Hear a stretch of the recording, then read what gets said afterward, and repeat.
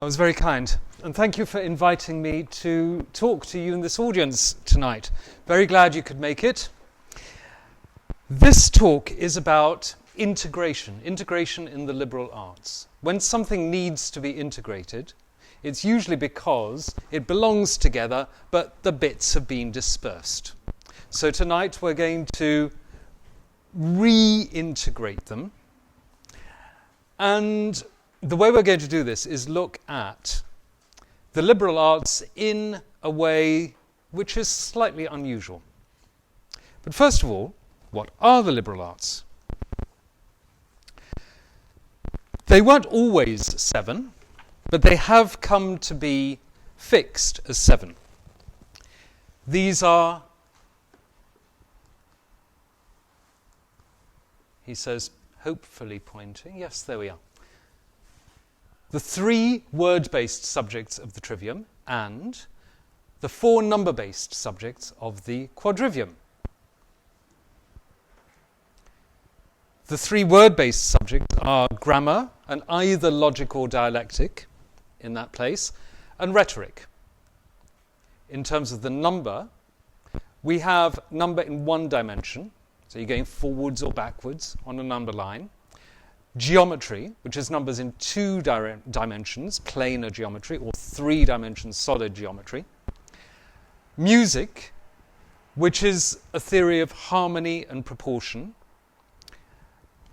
Musical theory, music practice, but it was the theory that they concentrated on. And astronomy. You get these huge bodies, planets, stars, constellations, whizzing about through space and hanging together in their own harmonic system. And you measure that through relationships and numbers, ratios and proportions. Now, you'll notice that there is harmony in music and logic in the Trivium. But we're going to look at the harmony of the Trivium. And in this sense, I'm using the word harmony as it was used in ancient Greece. Harmonia, things fitting together. They used the word when they were talking about planks being joined, or shoulder joint.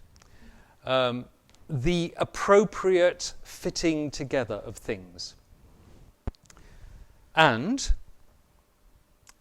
logic in the Quadrivium, I'm looking at the logos. And I'm using logos again in the ancient Greek sense of a speech act. A speech happening, bringing something into life through an act of speech. I'd like this to be a conversation rather than a lecture. So if you do have questions at any point, just raise your hand, shout if I don't catch your movement, and I'll take the questions, answer them as best I can. Come on in. Welcome. Is everything clear so far? Good. Then I think it's appropriate, as we are at the beginning of the talk, to go back to what happened in the beginning. Shh. Silence. Bang. Big bang. From which everything comes. The Tao Te Ching, Mrs. Brown of Balham, you, me, the liberal arts, everything. And I put the Tao Te Ching here for a reason, because chapter 11 encapsulates exactly what the kernel, the germ of what I want to leave you with tonight is all about. It starts like this. We join spokes together in a wheel. But it is the center hole that makes the wagon move. We shape clay into a pot, but it is the emptiness inside that holds whatever we want. We hammer wood for a house, but it is the inner space that makes it livable. We work with being, but non-being is what we use. I invite you to look at the 7 liberal arts in a geometric format, as 7 dots suspended in some kind of space. In this formation, without the surrounding space, we would not be able to distinguish them as separate things. Without the geometric arrangement, those lines of symmetry and harmony that make us feel they belong together in a symmetrical whole, we would not be able to appreciate the way they hang together. But all we see is 7 dots on a white screen with a couple of heading lines and a title above them and everything else that's around them. But if I were to ask you to choose 3 of those dots to be the trivium and 4 to be the quadrivium, which would you choose? How would you separate them? The 3 along the middle line. You would have the 3 along the middle line to be the trivium, yes? Yes, the same. Any others? I would do the last 3. The last, what, these? The first 3, from left to right. Come point. I don't know what you mean. Oh, you mean the left ones there? Right, okay. I would start with the centre and then very carefully consider the other 2. What would you put at the centre? The one you have. Which one is it? Is it grammar? Is it logic? Is it rhetoric? Is it? Oh, right, okay, now. I would pick a triangle from the outside to the trivium and the triangle with a centre point to the quadrivium. Ah. And each pattern, there is no right or wrong, each pattern would give you a different view of the way they fitted together. Any subject you put in the centre will have the other 6 framing it and supporting it, limiting it, but also drawing from it. So what were you saying, John? Because yes, I could see, I obviously would choose number as a centre, and then that made it possible. And they're kind of they're visually balanced now. Yeah. Yeah. So how were you seeing it? How was I seeing it? How were you seeing it? How was John seeing it? Just as a triangle for the trivium on the outside, take 3 from the outside of the trivium. So let's, those 3. Oh no, sorry, I didn't mean that. I meant those 3. 1, 2, 3. Ah, okay. And then 1, 2, 3. 4. That 4 in the middle. Okay. Yeah, exactly. Yeah, I'm with you. Just Yes. Yeah. a fancy Yeah. I saw it when you said it. Mhm. I must have thank you. Could be the 4, like a boat. Yes, that's another way of doing it. So whatever you consider to be the Yeah. holder is 4, and the contained to be the 3. And if we took John's view of it, any 3 you choose to be the trivium, 1, 2, 3 for instance, would leave these to be the quadrivium. But then you could flip it and say, well, I'm going to change that. And whatever you've had here, let's say you've had geometry here, might become logic. And you think about the associations of that and all the relationships that come out of that, and then do it again in a different juxtaposition. But for today's conversation, I'm going to put the 7 liberal arts in a bigger triangular frame, which stand for, the 3 dots stand for the universal principles of truth, beauty, goodness. Because they underpin the whole system. I will be concentrating on the trivium, but through the lens of the quadrivium. We start, as anything starts, with the 1, but not 1 the number, but the 1 which is both silence and sound, space and eternity, time and infinity.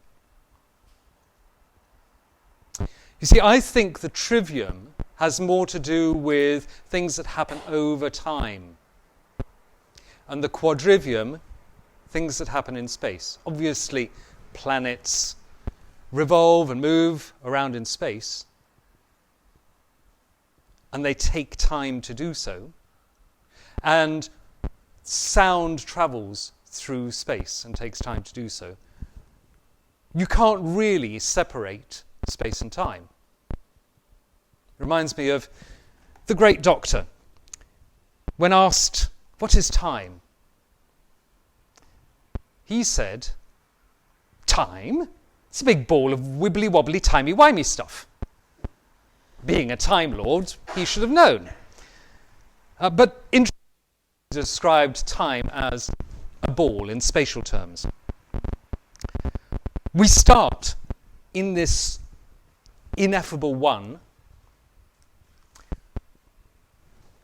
in terms of the trivium, with grammar, as the ancients did. I go back to Arius Theon, who wrote a grammar manual in the 1st century, Common Era. It's also the way the Sanskrit grammars started. From silence into sound. They didn't start with the parts of speech, they started with sound. And if you go through right to the end of the way the liberal arts are traditionally structured in a linear form, you either have music or astronomy at the end. Both lead us to the music of the spheres. We start and end in sound. But at either end, we start and end in silence.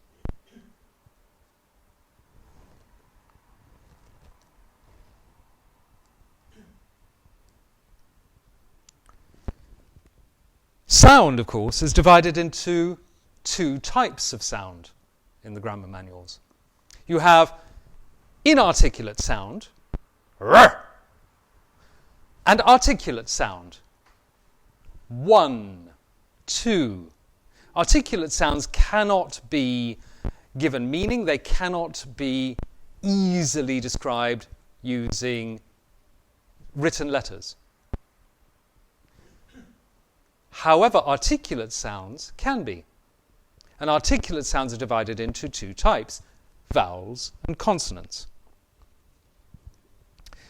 There is a huge thing, which I'm not going to go into now, but I will give you a handout with some information on it, on the tradition of where letters came from and how letters were the elements, and they used the word stoicheia in the same sense that Euclid used it when he was writing his book, The Elements,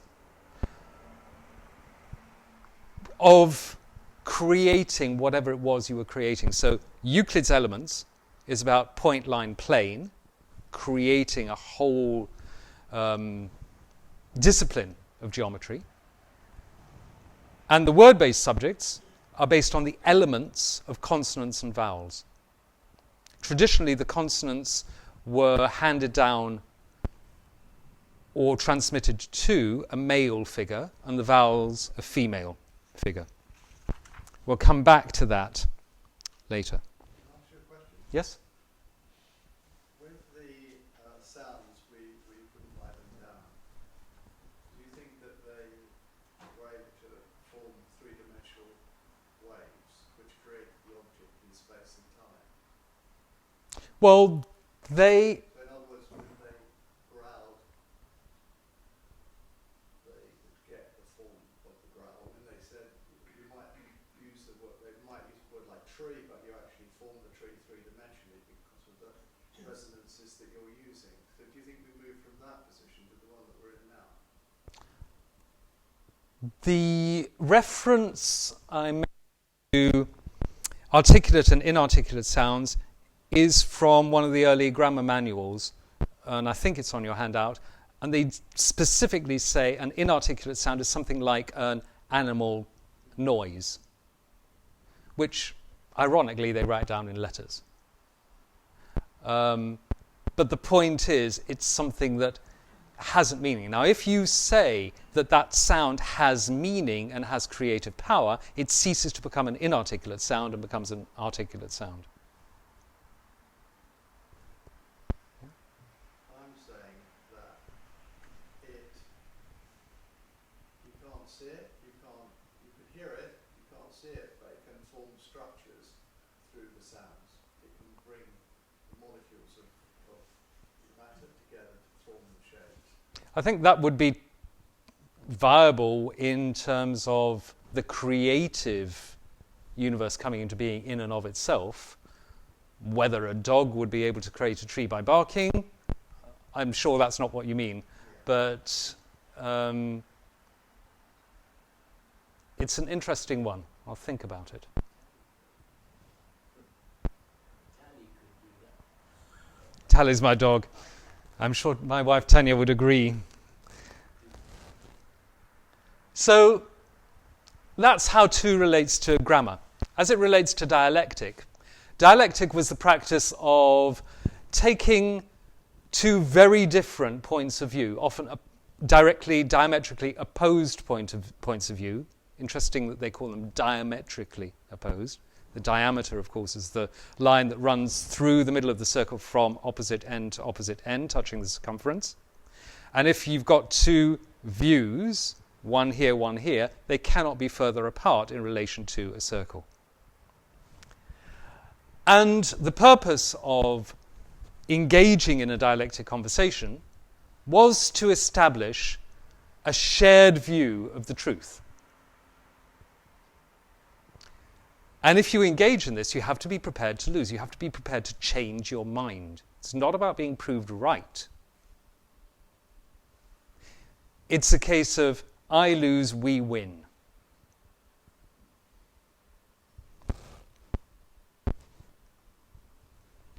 Moving on to 3. Yeah, 'cause I think isn't in the Greek, dialegumi means to converse. Which is where we get the word dialogue Yeah, from. exactly. So there you have the con, which is with Mm-hmm. at the beginning. So that comes out of it. Mhm. Yeah, so it's like, And people nowadays talk about dialogic and dialogical conversations, which is a similar thing. So, in the Trivium, which is 3 subjects acting together, Mortimer Adler described them as an integrated organon, a tool for learning, as did Dorothy Sayers. You have grammar, dialectic, and rhetoric. In grammar, you have vowels and consonants making syllables, syllables being weak or strong, stressed, unstressed, combining to make words, words combining to make sentences. So there's always this 2 fitting together to make a third. And we're still in this unit world. With dialectic, you've got 2 contraries and you're trying to get to the middle point where there is truth. Either that or a dynamic sense of the truth, which would be equivalent to the golden section, which has 2 points on a line where it can be placed. And in terms of rhetoric, you have an orator, listeners, and the common purpose that unites them. In all cases, we're still in this 3-in-1. In grammar, the best example I can share with you is the aha, the interjection. It is the part of speech that has the quality of a noun and a verb simultaneously. You have to have someone there to exclaim emotionally. And this emotional exclamation takes place through time. And time and space there are joined in one. I'll come back to that in a minute. But if we take this geometric diagram of a triangle formed by 3 circles, one at each corner, and enter the realm of music for a moment, we have at the top a unit, a string length. And this represents in numerical form 1/1. It doesn't matter how long it is. It could be this long, doesn't matter. It's a unit.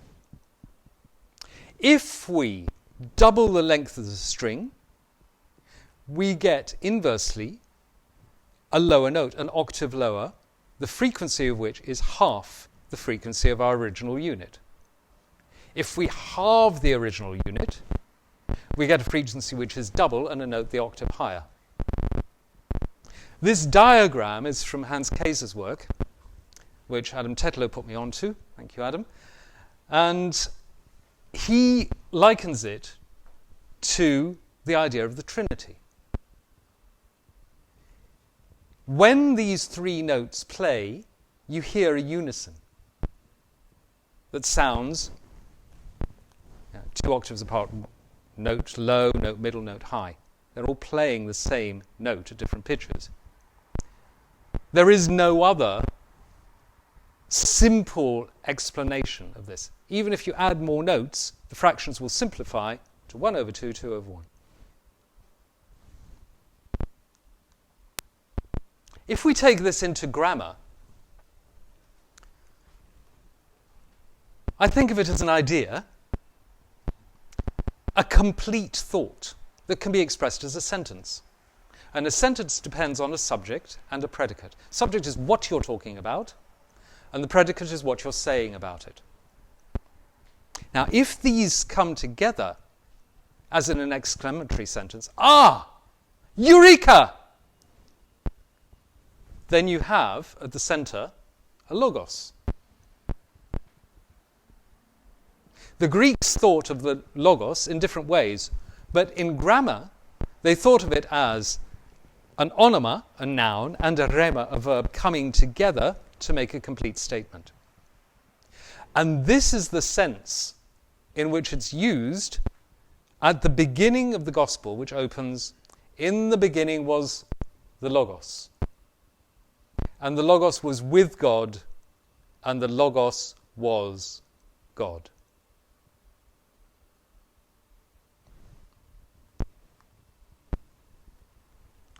In logic, you have a proposition. And a proposition is a particular type of sentence, declaration, that you can agree with or disagree with. That is one of the building blocks of logic. And propositions have subject terms and predicate terms. They are logical, logoi. Now, why have I put the subject term there as the higher octave and the predicate term as the lower octave? Do you see it that way? Do you hear it that way? Do you see it differently?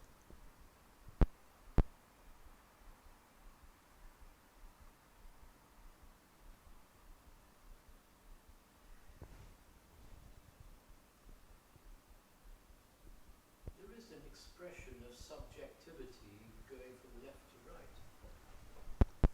Yes, although if you know a language that is written from right to left, it would be different. I mean left to right in your diagram. Yes. From subject to predicate. I think when you've got an idea like dogs bark or birds sing or all sparrows are birds, which would be an example of a proposition,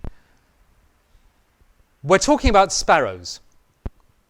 That when I identify the subject, it's as if I'm condensing, I'm shortening the string length. If I'm then expanding on the idea, what am I saying about sparrows? I get the idea that I'm expanding the string length. I'm giving more vibration, I'm giving more foundation, fundamental detail about the thing. You could, if you like, say, well, no, sparrows are the fundamental foundation. They're the lower note. And all the detail is just frippery on top.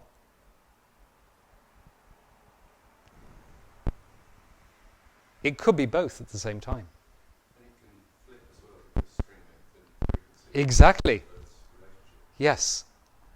And now we're getting into the domain of a living dynamic 3-in-1. And away from the very linear way in which we associate sentences and analyze them when we look at the written form. If we look at what's happening in astronomy and time, I would put eternity at the top. We squish everything down to the present moment and expand everything to the perpetual past and present, the plane of the past, the plane of the present, that stretches out perpetually either side of the present moment, which remains unchanging. Again, you can play with this.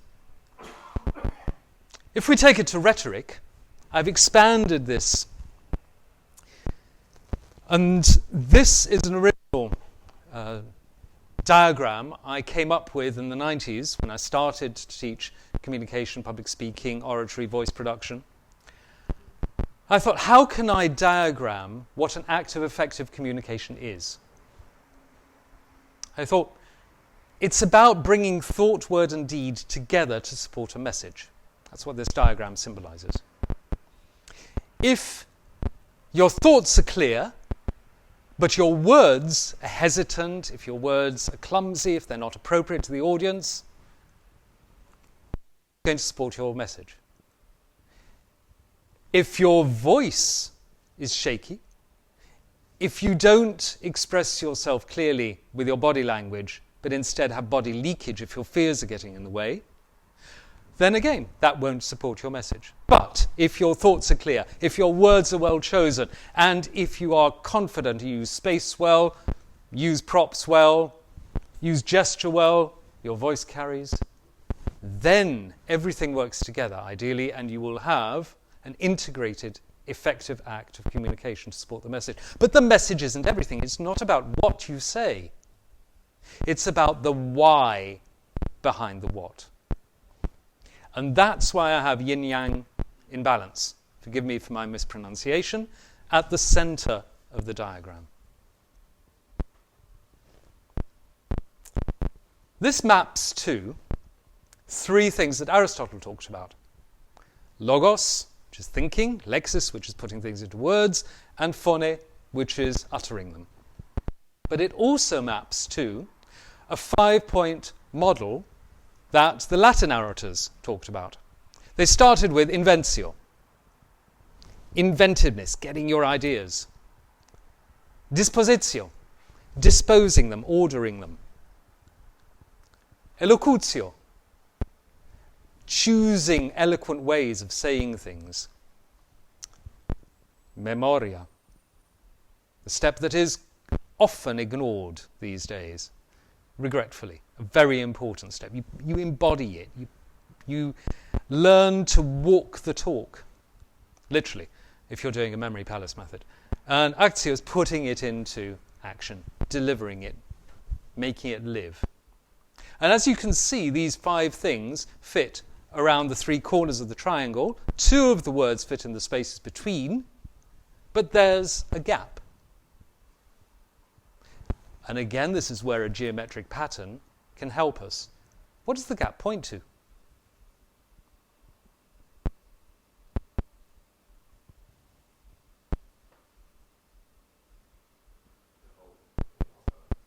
why behind your message. That's at the center. But if you're whispering to yourself, so you know why, you know what you're going to say, you've gathered your thoughts together, structured them, chosen your similes and metaphors and pictures, committed them to memory, and you're delivering. Are you delivering to an empty room? And what happens when all this comes together in the audience's mind? The gap is filled. Exactly. Yeah. Then the circle starts to spin. Then you have action. So your words can then inspire others in a call to action.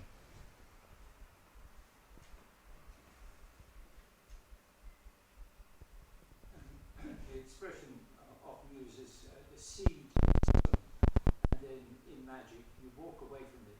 It's now out there, Mm-hmm. and it has to take root or otherwise it doesn't.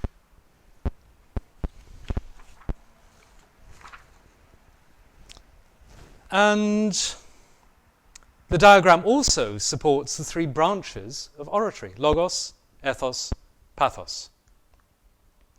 Logos is the kind of oratory you use in law courts. The tools you use in that situation are mainly thought and word. You're arguing, you're thinking logically, you're dealing with intricacies of the law, but the focus is on what happened. Pathos is related to what's called epideictic oratory, the oratory of encomium or invective, praise or blame. And this is about giving a speech in words that commemorates not just what somebody did, but why they did it. That makes them a great person or somebody to be reviled. When it comes to ethos should be the domain of oratory and politics and persuasion. We don't know what's going to happen. We think if we do this, it might be a good idea. Or if we think we'd better not do this because it's a bad idea, it's still in the domain of thought. But our tools of persuasion are based on words and what we think is going to happen and what has happened in the past. Which takes us to 4, which has come naturally out of this 3-in-1.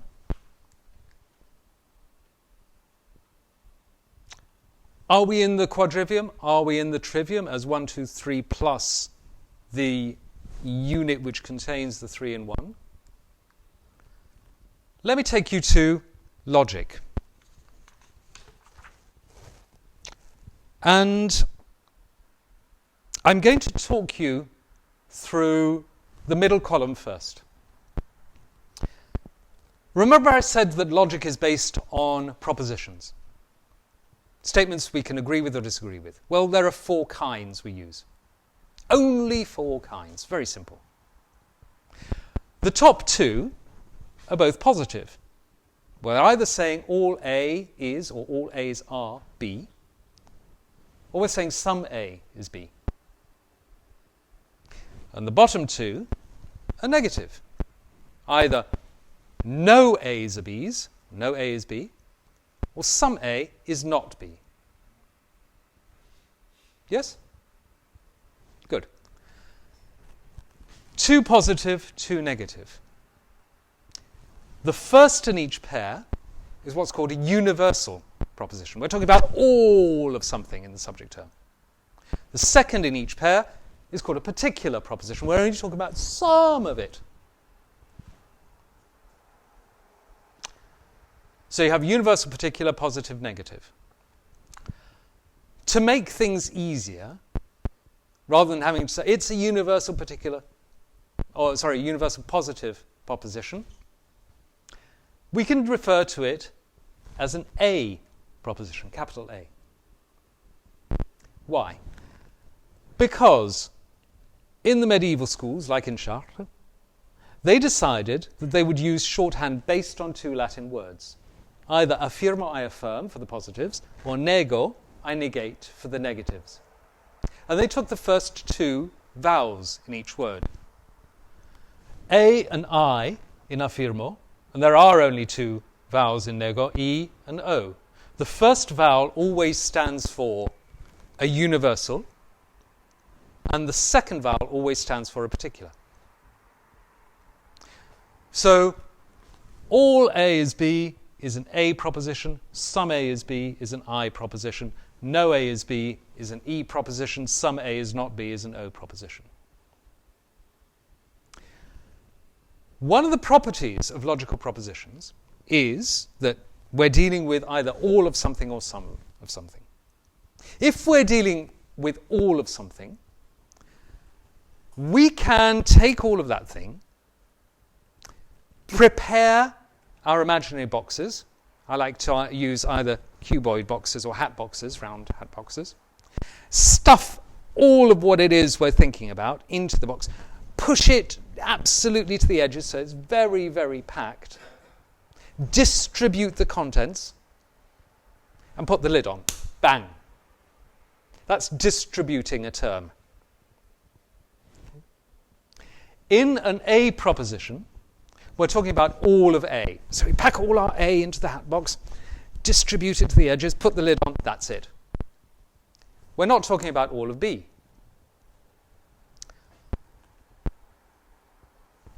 At this point, I want to move to the left-hand column. And you'll see I've taken the subject and predicate terms, the small a and the small b, and put them there. What's different is the distribution pattern in each of the propositions. The notation here is notation that was devised by a guy called George Spencer Brown, who was my mentor. I learnt, actually I was, but didn't realize it until somebody mentioned it, that I was his last student. He wrote a very influential book in the 1960s called Laws of Form, which has influenced the development of mathematics, and I'm one of the few people who's taken it into the world of words. I'm not a mathematician, I don't do number. But it is an incredibly powerful tool. It emerged out of work that he was doing when he was Oxford, studying with and working with Bertrand Russell, at the time when Bertrand Russell was writing Principia Mathematica with Whitehead.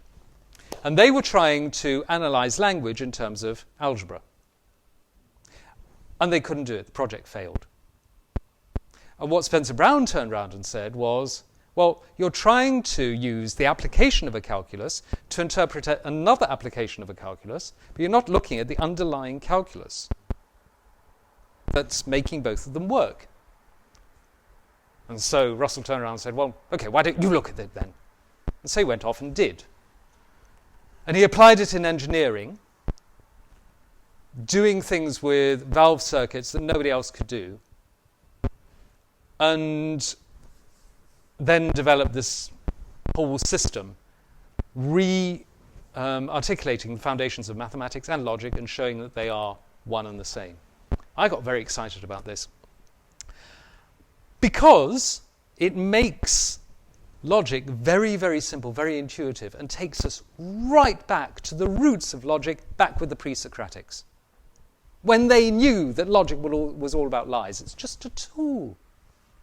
If you read Parmenides, he gets logic as a gift from the goddess, who tells him, I'm going to tell you all lies. And you're going to use it. But it's also a truth-telling machine as well, because logic is founded on truth. But it's a trickster tool, because it's very easy to be caught up by things that sound true, but aren't.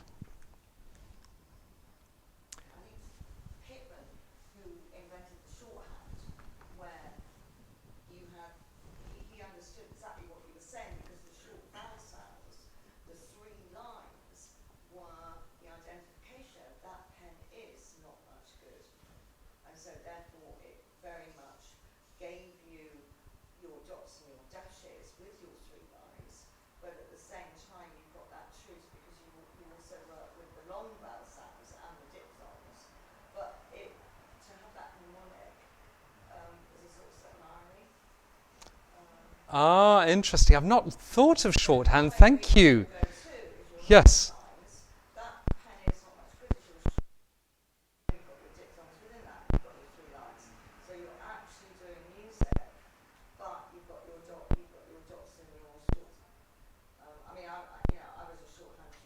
Uh-huh. I'm an English teacher, so I can kind of relate to what you're saying with the irony of the lettering and the way of remembering. Thank you. It just becomes a practice. Exactly. And as you'll see, that these signs are pretty powerful.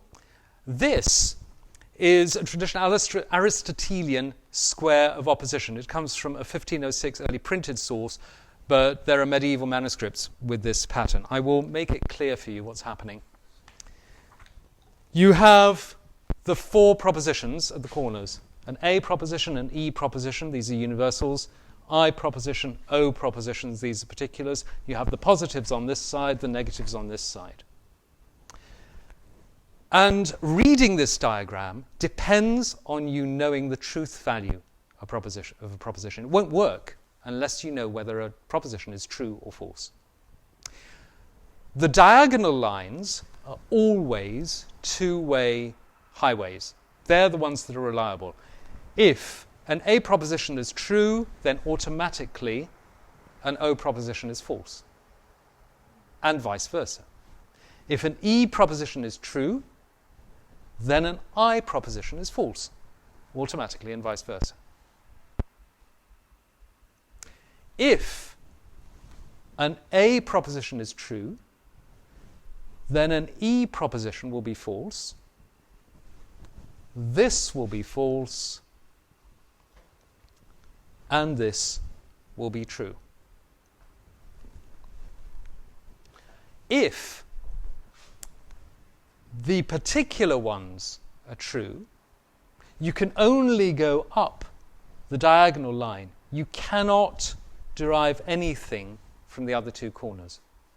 They will be indeterminate. That's the way to work this diagram. It's a dynamic diagram. Now, what's happening here? These are terms. They're ideas in the mind.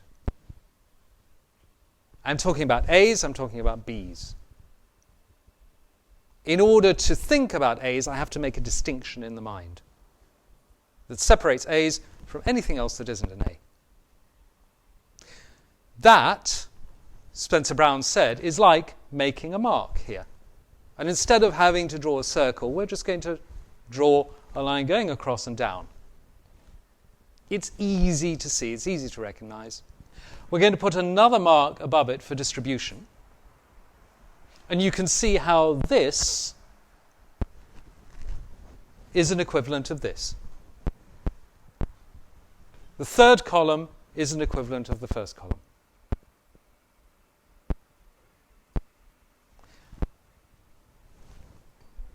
And what we've got is a perfect parallel to the I Ching diagrams.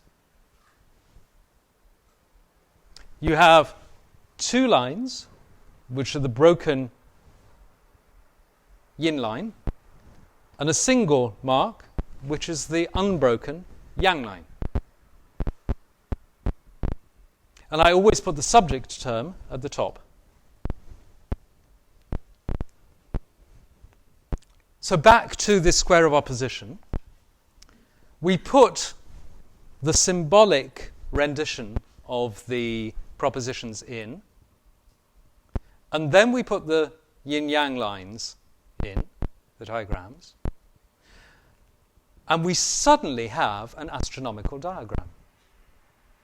Because each diagram in the I Ching is associated with a particular season.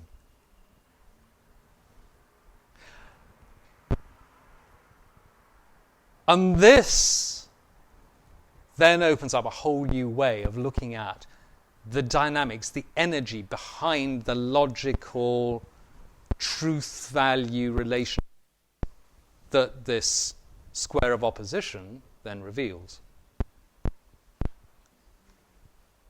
Now, if we flip this over, so A and E are at the bottom, then we have spring here, summer, autumn, winter. And we're going clockwise around the four seasons with Earth in yin-yang in balance at the center. This particular version of the five-element system, the Chinese five-element system, is at the heart of most, if not all, of traditional Chinese thinking. It is incredibly ancient, and you find it linked to Chinese number theory, to Chinese traditional literature. You will even find it at the heart of that quote from the Tao Te Ching I showed you earlier, which you'll have to take away, and you can see how things go from spring to summer to autumn to winter through phases of emergence, division, separation, and return. So does air not come into that? No, It's not one of the Chinese elements. You have earth, fire, air, water in the Western thing, with ether as the fifth, which are equivalent to the 4 elements with earth in the center in the Chinese system. So there's always 4 plus 1, but the 4 are different. But they are linked to seasons and cycles. So, sorry, if I go back, this diagram is from the work of Sandra Hill, who's done a lot on Chinese medicine, and sees this particular formation of the 5-element diagram as key. And some of the associations of each of the elements are shown here. That's not all of them by any means. They relate them to the organs, to the senses, to much more. So again, if we come back to here and turn the square 45 degrees so that it becomes a dynamic square, it will match the orientation of Sandra Hill's diagram.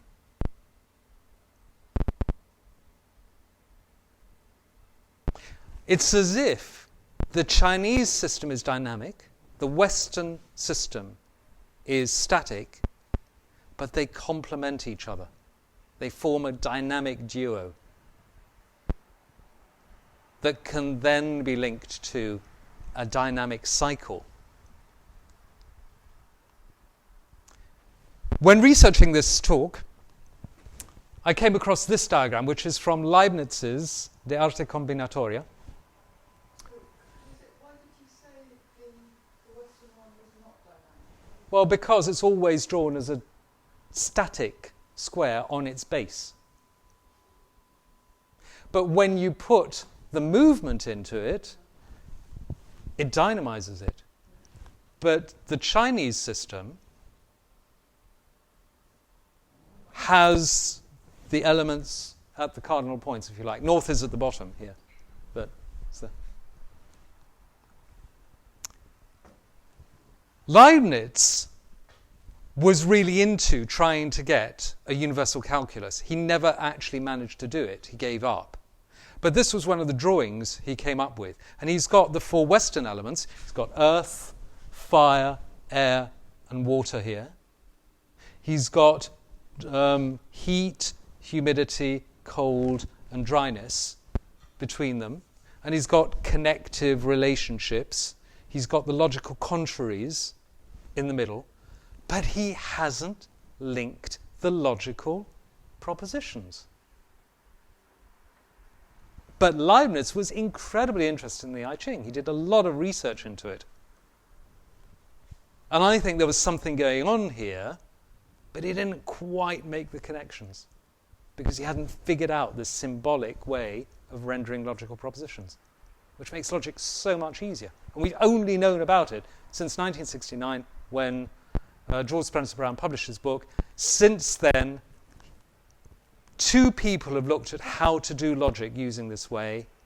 Both have come up with their own way, but have found it difficult.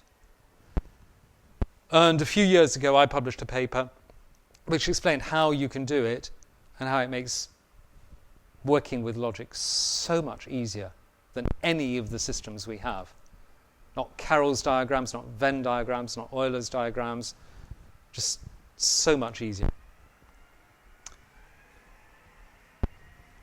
And this then takes us into another of the liberal arts. I think Cassiodorus puts architecture in as the liberal arts. Another was medicine. And in sacred buildings across all cultures, since time immemorial, people have strived to reconcile the dynamic and the fixed, the circle and the square.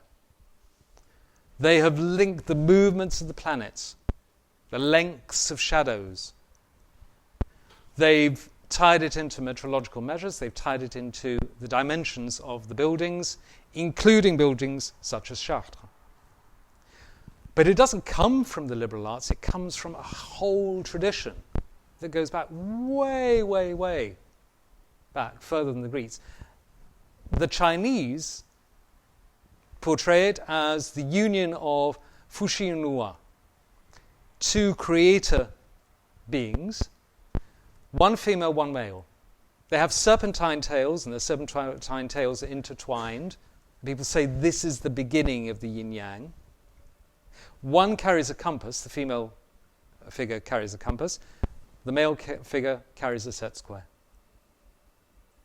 The dynamic and the static. Think back to vowels, consonants. A vowel sound continues. Ah. It's very difficult to identify how long that lasted. But if I went, ah, it's about 4 seconds.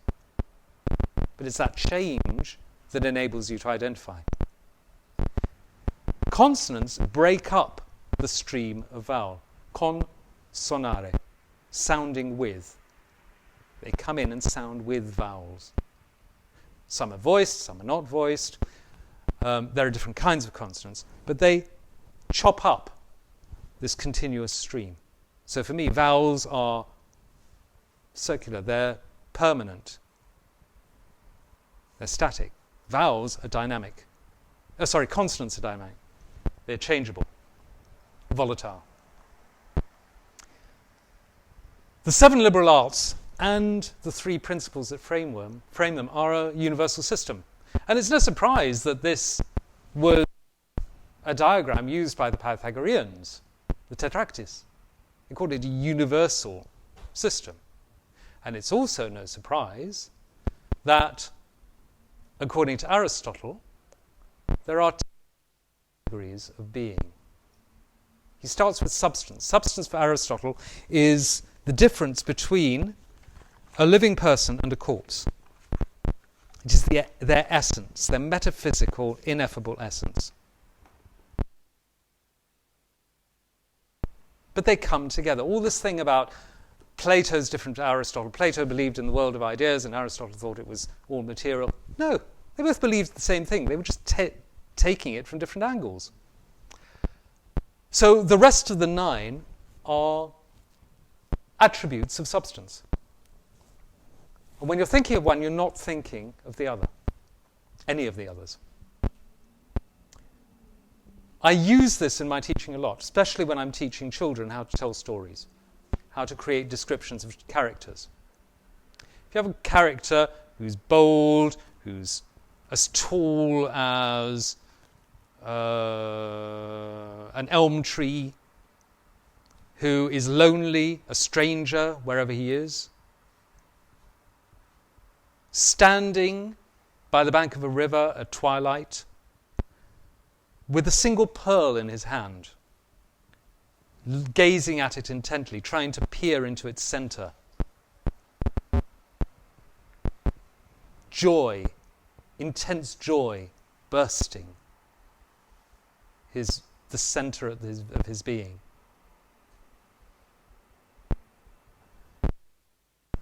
I'm already launching into a story. Where did this pearl come from? Why was he so joyful? Why was he trying to get to what is at the center of this pearl? Who's he going to give it to, if anyone?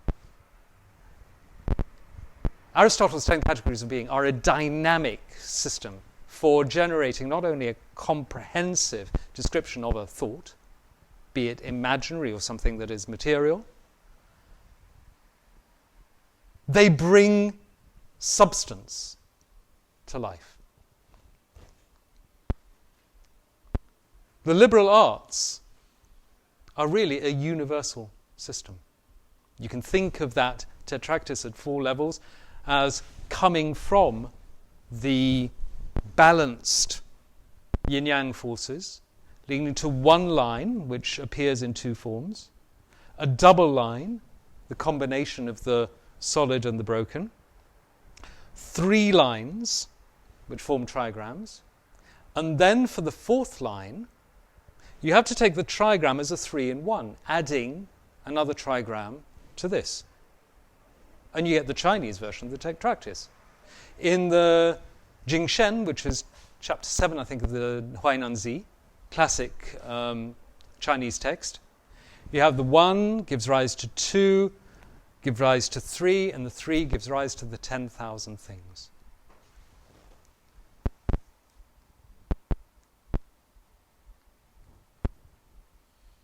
Ten, 10,000.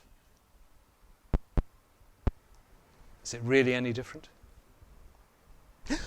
But what about music? We haven't talked a lot about music. It's time to bring music in. No. Music tells no truths, said a 19th century poet called Bailey. Aha!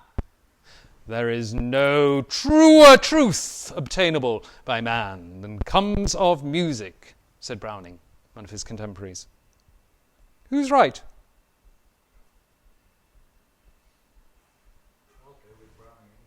You'll go with Browning. Well, actually... This one is Muzak. It's absolutely... You didn't spell it that way. Which I refer to as oral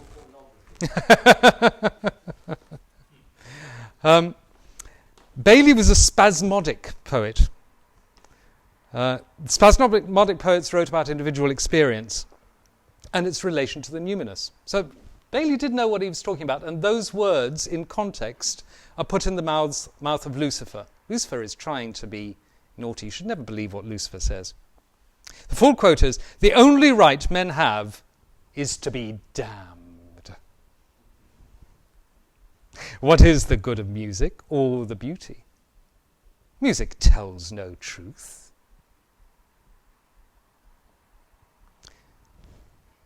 But Browning is more on the surface. So, at this point, I'd like to introduce a musical interlude, courtesy of George Spencer Brown, writing under the pseudonym of James Keyes, about Mrs. Brown of Balham. Mrs. Brown of Balham, an ordinary, not very musical housewife with no expert training in the art of composition, started to write marvellous music, quite comparable in form and content to that of Liszt, Chopin, Brahms, and other composers who, she says, provide her with inspiration and guide her through technical difficulties that would otherwise be beyond her. So what do we do? Get a second opinion and then sign her up. Well, here you go. Instead of publishing and recording as much as we can for our instruction and delight, we look for a second opinion. We send round experts to investigate, without the least success, how she does it. And a famous pianist on the telly, instead of playing it to us, looks embarrassed and says he hopes there is some rational explanation. Does he want a rational explanation for Bach, Mozart, Beethoven? Does he only play at his concerts music for which there is a rational explanation, music with a stamp of logic and the blessing of a computer? If so, I don't think many people will listen to it.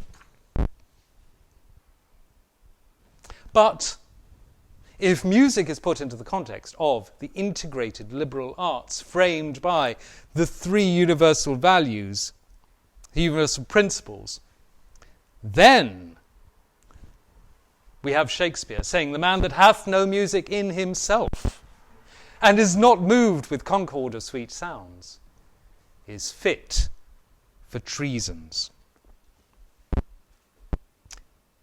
Music is based on sound, not noise, sound, ordered, harmonic sound. And grammar starts with sound. Grammar starts with that kind of sound. The origin of which, the origin of that same sound that starts grammar and ends music, is silence.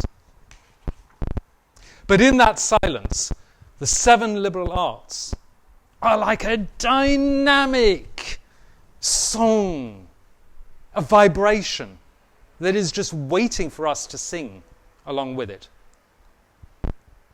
The song of the all-in-one, the cosmic poem,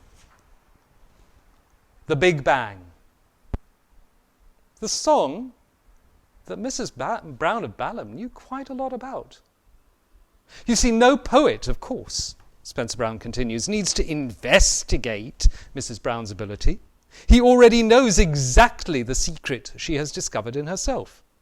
It is not a secret that opens itself to investigators. We're at the end of my contribution to this conversation, and I'd like to take you back to the beginning.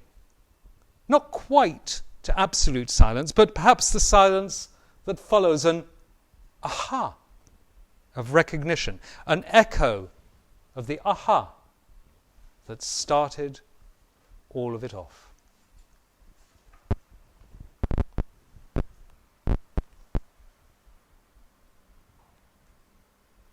Thank you.